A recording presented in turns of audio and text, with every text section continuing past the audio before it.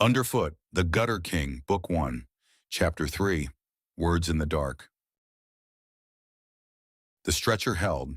Ben chose to take that personally as a professional accomplishment, because the alternative was to think about the materials it was made of. He'd rigged it as a travois in the end, 2 long bones lashed with snare wire, corpse cloth slung between, the ends dragging soft trails through the muck behind him while he hauled from the front like a very small, very tired ox. Rill rode it half-propped, splinted side up, giving directions in a fever-cracked whisper that Ben had learned to trust absolutely within the first 100 yards. Left at the dead lantern. Rill murmured. Not the wet left, the little left. The little left? Ben repeated. Naturally, the wet left is for tourists. There was a dead lantern, ancient iron furred entirely over with moss gone black, and there were, in fact, 2 lefts. One was a proper tunnel, tall and brick-arched, floored with a walkway above the sluggish black stream, inviting by the standards of the underworld. The other was a crack in the masonry that a human would have needed a hammer and a grudge to get through. Ben took the little left. He was learning. The proper tunnels belonged to the catchers. That was the first lesson of the margins, and Rill taught it the way he taught everything. In fragments, between shallow breaths, as if the knowledge itself were something he was smuggling. Big tunnels had walkways, and walkways had wire. Wide water meant boats, and boats meant lamps and tongs. Anywhere a man could walk upright and swing a catchpole was a road. Anywhere he had to crawl and curse was a street, and the streets belonged to the small. How do you know where the wire is? Ben asked when they stopped to rest in a junction chamber where 4 cracks met around a drain older than the city above it. You look where the moss don't grow. Ben looked. Ahead, where the crack widened into something almost comfortable, the foxfire glow ran up both walls in fat, unbroken veins, except for one stretch, knee-high, where the green thinned to nothing for the length of a man's arm. Bait oils kill it. Rill said. Catchers grease the anchor points so the moss don't grow over their pegs and hide them from their own crews. Moss dies honest. It's the best snitch in the dark. A pause then, with the ghost of pride through the fever.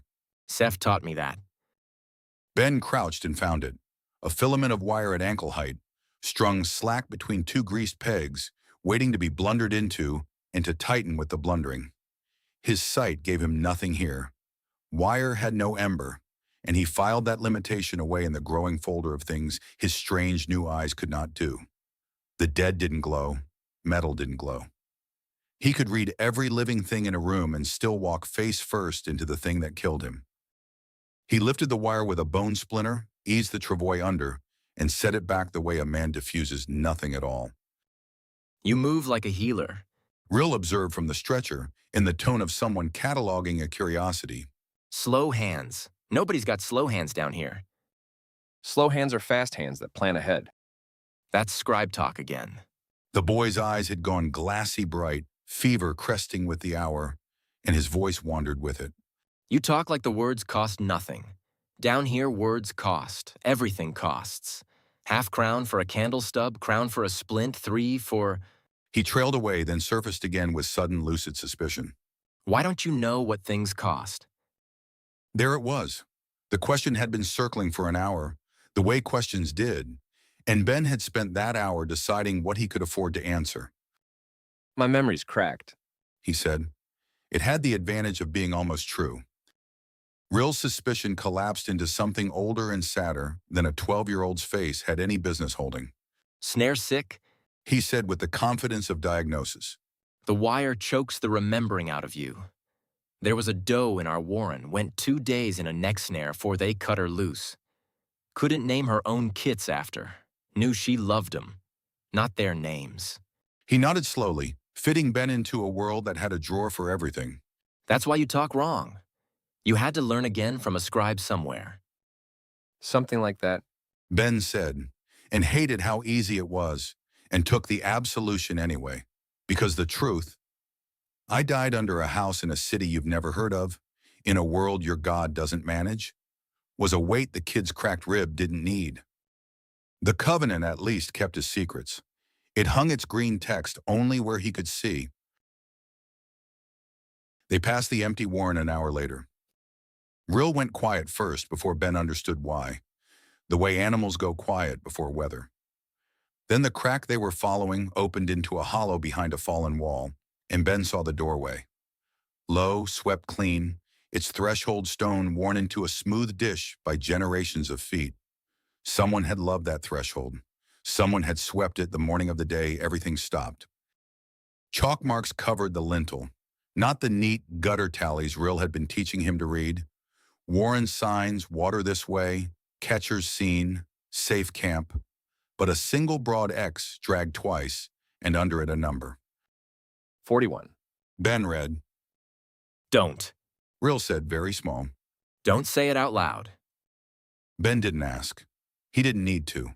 He had walked through buildings like this in his other life, after fires, after the gas leak on Chalmers, rooms where the coats were still on the hooks. He knew what a place sounded like when the future had been subtracted from it. The travois runners whispered on the swept stone. The moss inside the doorway had grown undisturbed across the floor in a thin, unbroken carpet. Months old, and nothing had walked on it, and that was the whole story. The tally on the lintel was a receipt. They were most of the way past when Rill said, to the ceiling, Ceph's fast, fastest on the lines. If he got clear, he'd go to Mara's. That's the rule. You run to Mara's. Then that's where he'll be. Ben said. You don't know that. No. Ben agreed, because 8 years had taught him which lies you never spend. And this kid audited everything. I don't, but it's the best triage I've got. We treat the survivable wound first. Yours. Then we find out. Rill was silent for a while. The stretcher runners whispered. Somewhere far above, muffled through 40 feet of stone and centuries, the city bells rang a quarter hour in a world that had no idea either of them existed. Triage? Rill said at last, tasting it. That a scribe word? It's a word from where I learned medicine. It means, when everything's bleeding, you choose. Huh. A long fever breath. Gutter's got a word for that, too. What is it? Tuesday. Rill said, and grinned at his own joke with such evident self-satisfaction, fever and grief and all, that Ben laughed out loud for the first time in either of his lives. The Covenant chose that hour, of all hours, to become impressed with him. Skill gained. Hauler's gait. Common. Burden shared with bone and balance. The load forgets some of its weight. He'd been dragging the travois for what his body swore was most of a night, and the moment the text faded, the weight genuinely eased, his stride reorganizing itself around the poles, his tail swinging counterweight without consultation, and the practical half of him was grateful while the other half composed a formal complaint. 9 dead maggots and a night of cartage, rewarded. 2 lives kept lit against the dark. Nothing. Your sky ledger dinged. Rill said, not a question. The kid missed nothing, even cooking in his own fever. You went all stiff and read the air. My ma'am did the same. He shifted, winced, studied Ben with those 2 old eyes. What did it give you? Hauler's gait. Common? Common. That's right. Rill said, satisfied. That's a good one. Porters pray for that one. And then because he was 12, It gave you a porter skill. You're a healer with slow hands and a porter skill. Mara's going to think you're the strangest gutterkin alive. Story of my life. Ben said. What else does it give? Out here, I mean, to regular people. And Rill, who liked knowing things, and liked even better being asked, laid the world out for him in fever fragments while the tunnels crept by. Everyone had the Covenant. It came on you at naming age like teeth. Levels came from killing, which was why hunters and catchers and soldiers rose, and diggers and menders and moms mostly didn't. Classes came at 10 levels at a shrine. If you could find one, the surface guilds hadn't locked behind fees. And over it all, said Rill, in the tone of a boy reciting the shape of the sky, the ceiling. Gutter folk cap at 20. Everyone knows. 20, maybe 22 for a champion. Covenant made us small, so we count small. He said it without self-pity, without doubt, the way you'd report the depth of the water. Surface folk go to 50. Knights in that. Priests say it's ordained. Ben pulled the travois in silence for a dozen strides. He was level 4, 9 maggots and 1 terrible dog into a system he'd known for a single day, and he already knew with a certainty he couldn't source, some crossing of paramedic pattern sense and the green text careful phrasings. That the number was wrong. Not the fact of it, the nature of it. He'd worked in systems that produced numbers like that. Numbers that got called ceilings when they were actually doors nobody was allowed to reach. Ordained, he thought. Sure, and the pit had a quota. You're doing the stiff thing again? Rill said. I'm thinking. Well, stop, it's loud. The false cistern announced itself as a smell of clean water and old fear. Rill had gone taut on the stretcher for the last several hundred yards, navigating by landmarks Ben couldn't even perceive, his whispers shrinking as if the walls had opinions. Past the split stone, under the weeper, stop when the moss goes blue. The moss did go blue, a whole grotto of it, azure light lapping over a round chamber where 4 great pipes gaped dry-mouthed above a shallow pool, and the wall beyond the pool looked exactly like a wall. There.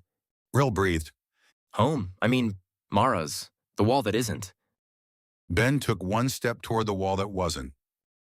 The dark grew spear points. They came out of the pipe mouths and the water in the seams of the world with a speed that his new eyes tracked and his new body admired, even as his old soul put its hands up. 4, 5, 6 embers igniting around him all at once, small, fierce, steady flames, and the bright specific gleam of sharpened iron that glowed in no light, but caught all of it. A grip like a closing trap took the travois pole from behind. Something needle-pointed came to rest with great precision against the artery in his throat that he had spent 8 years teaching rookies to find. Warrenless? Said a voice out of the blue dark, low and unhurried, a grandmother's voice with gravel at the bottom of it. Carrying Warren blood on a bone sled. Rill, Kit, blink twice if this thing stole you. Mara. Rill's voice cracked with relief and fever together.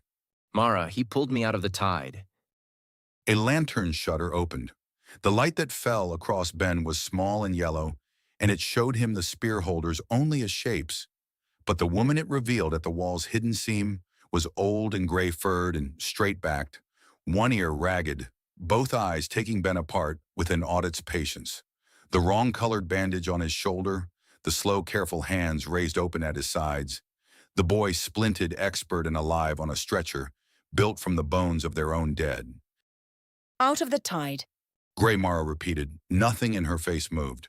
The spear stayed exactly where it was. Nobody comes out of the tide, Warrenless. So you'll stand very still, strange one, and you'll tell me what you are. Ben stood very still. Somewhere behind his eyes, unbidden, the green text of another notice began to bloom. And he ignored it, because the point at his throat was the realer paperwork, and because after the longest night of 2 lifetimes, he had finally arrived at a door that talked back. I'm the one He said, who's going to reset that boy's rib properly. On a table, with light. And then, if your Warren has a kettle, I'd cheerfully die for it. the needlepoint didn't move. But somewhere in the blue dark, one of the spear holders snorted.